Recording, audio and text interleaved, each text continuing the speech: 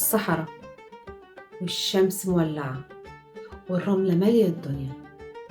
تلاقيه يا عيني ماشي صبور ومتحمل وماشي وراضي بنصيب الجمل. بس يا ترى كل الجمال زي بعضها ولا في جمل بيكذب عشان يرتاح؟ ايه ده؟ هو الجمل بيتكلم؟ حكايتنا النهاردة على أغرب مثل في مصر وهو كذب الإبل. يلا نشوف الحلقة.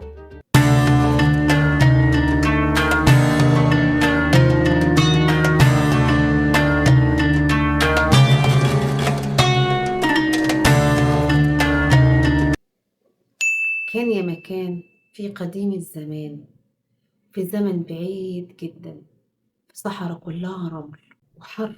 العرب زمان كانوا بيسافروا وبيتحركوا وبيمشوا من مكان لمكان على الإبل اللي هي الجمال. والجمال أو الجمل معروف بصبره الشديد وبيتحمل العطش والمشي بالساعات وميشتكيش أبدا. بس مش كل الجمال زي بعضها. والله زي ما بقول لكم كده، مش كل الجمال زي بعضها. في جمل دلوع شوية، لما يلاقي نفسه تعب بيعمل ايه؟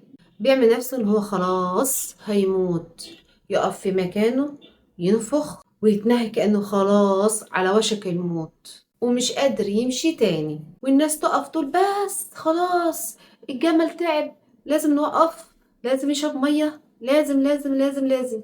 وينزلوا يطلعوا المية ويجي يشربوه المية.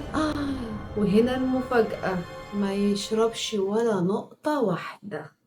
وهنا يعرفوا ان الجمل ده كذاب، بيعمل الفيلم الهندي ده عشان يقف يرتاح شوية، لا اكتر ولا اقل. ومن ساعتها طلعت الجملة المشهورة او الحكمة المشهورة او المثل المشهور، كذب الإبل.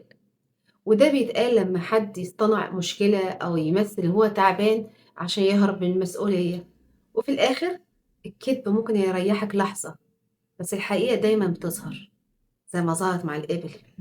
وصلنا لنهاية حكايتنا النهاردة من حكايات مصرية مع شيرين. ولو عجبك الفيديو ما تنساش اللايك والشير والاشتراك، لو عندك كومنت اكتب.